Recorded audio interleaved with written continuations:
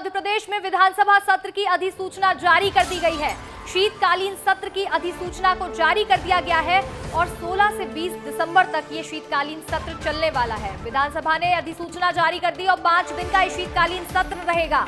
3 नए विधायकों को इस सत्र में शपथ भी दिलाई जाएगी, साथ ही अनुपूरक बजट भी पेश किया जाएगा। बड़ी खबर मध्य प्रदेश से इस वक्त आपको बता दें, जहां पर शीतकालीन सत्र को लेकर बड़ी घोषणा कर दी गई है।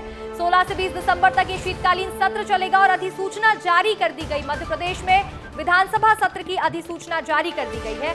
इस खबर पर हमारे सहयोगी विवेक हमारे साथ जुड़ रहे हैं तमाम जानकारी के साथ। मध्य प्रदेश में विधानसभा सत्र की अधिसूचना जारी कर दी गई है। विवेक, देखिए, सबसे बड़ी बात है कि 4 दिन का ये शीतकालीन का सत्र रहने वाला है। इसमें 3 विधायक जो हैं वो शपथ भी लेंगे।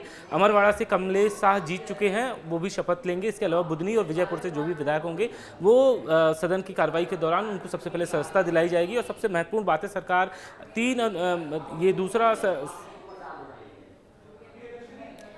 जी विवेक, देखिए 5 दिन का ये शीतकालीन सत्र होने वाला है, वहीं 3 नए विधायकों को शपथ भी दिलाई जाएगी। इसके साथ ही किस तरह के बजट या किस तरह के प्रस्ताव इधर पर पेश किए जा सकते हैं इस शीतकालीन सत्र में? विवेक, करीब 27,000 करोड़ का दूसरा सप्लीमेंट्री बजट रहेगा। और सबसे महत्वपूर्ण बात है कि सरकार जो कई सारी योजनाएं हैं उसको लेकर काम कर रही है। ऐसे में सबसे बड़ी एक चुनौती ये है कि उन योजनाओं को इम्प्लीमेंट कराया जाए जो राज्य सरकार की फ्लैगशिप योजनाएं हैं, और उन्हीं को लेकर ये अनुपूरक बजट में चर्चा की जाएगी। इसके अलावा 2 से 3 सरकार विधेयक भी लेकर आएगी जो जनता से जुड़े होंगे। और इसके अलावा 4 दिन तक लगातार सदन की कार्रवाई चलेगी। लेकिन एक सबसे बड़ी बात है कि ये शीतकालीन सत्र है, पिछले कई सालों की तुलना में देखा जाए तो सबसे छोटा सत्र ये माना जा रहा है। और इसको लेकर विपक्ष जरूर अपनी रणनीति तैयार करेगा और विधानसभा में कौन कौन से जनता से जुड़े हुए मुद्दे हैं ये भी विपक्ष उठाएगा। और सबसे महत्वपूर्ण बात है कि इस 4 दिन के सत्र में सरकार को तमाम सारे विधायकों के सवालों के जवाब देने हैं। 2 से 3 विधेयक भी पास होने हैं। अनुपूरक बजट पर मांग विभागवार मांग पर चर्चा होनी है। इसके अलावा कांग्रेस जिन मुद्दों को लेकर आएगी उस पर भी सदन के अध्यक्ष चर्चा कराएंगे। तो ये बहुत ही ज्यादा सरकार के लिए मुश्किल भरा होगा।